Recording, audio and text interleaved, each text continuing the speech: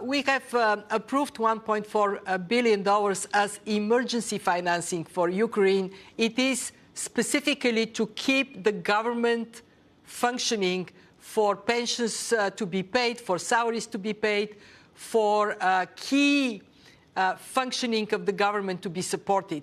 Of course, once the war is over, there would be a massive reconstruction need for the country.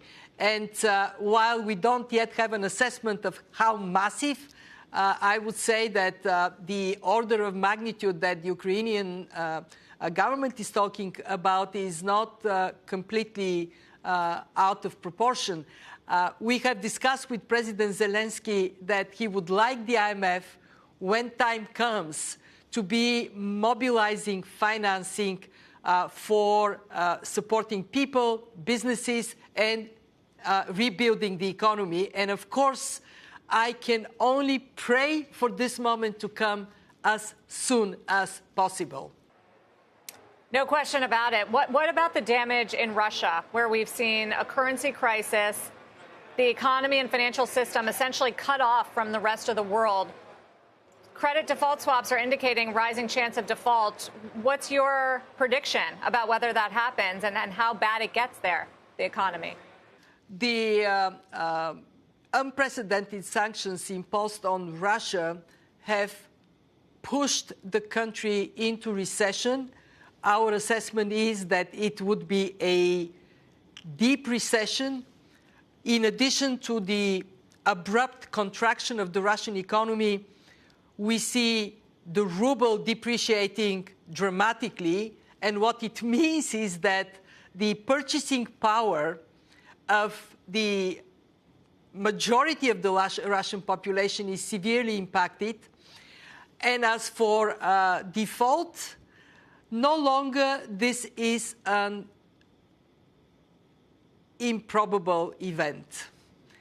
I would not speculate how probable, because, of course, there are two factors there: how long the war is going to last, how long the sanctions are going to last, and also what would be decided around Russia having some ability to possibly pay some of its debt. And none of this is clear at this point. What about systemic risk? What's the threat of that if Russia does default? Look, the way we see the situation today is terrible for Ukraine. Massive suffering and destruction of the economy. Bad recession in Russia, but also spillover impacts on the neighbors and the rest of the world. Three channels: one, commodity prices, energy, food.